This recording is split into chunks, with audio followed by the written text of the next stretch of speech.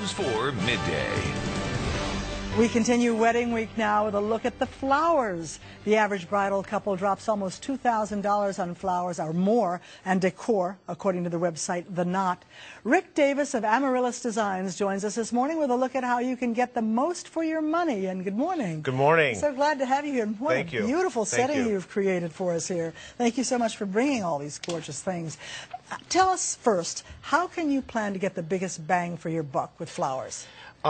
What I tell a lot of couples when they come in and do consultations is that focal points, big impacts when guests are arriving, not to take your money and spread it out all over the reception.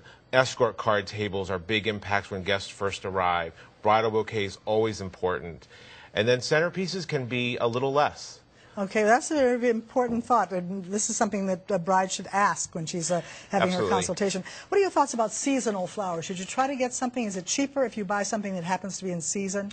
Flowers aren't necessarily cheaper when they're in season. The quality is better.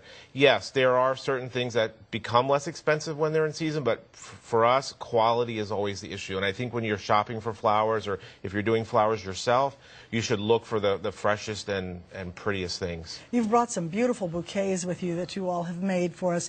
Are these mostly seasonal, or are these flowers that you can get all year round? Tell us a little bit about them. Well, we're talking about seasonal. The garden roses, those are hot right now. They're coming into season. They're at their prime. We can also buy them locally. The lily of the valley is in season. The calla lilies in the front, those are always in season, so those are available all year long.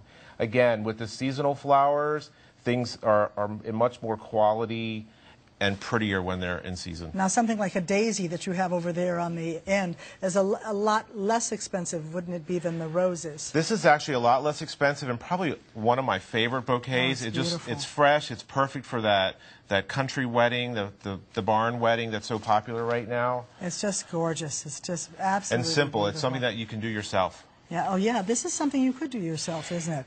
Well, should you stay away, though, from flowers that are not in season? That's what the follow-up of that question. You should. If you're ordering flowers that are out of season, the likelihood of something not coming, quality being bad, is very high. Now, if you and want expense. to incorporate certain colors, and a lot of brides do because they pick out their colors for the wedding, what would you do? Do you do that with the flower itself or in some other way? Well, it depends. It depends on what the color is. I mean, blue and gray are a very hot color right now. It's a very limited color in flowers, so sometimes we suggest that it comes as a table linen or a glass or something else besides flowers. What are the tricks for keeping the flowers fresh? I mean, you've got to make these flowers certainly ahead of time.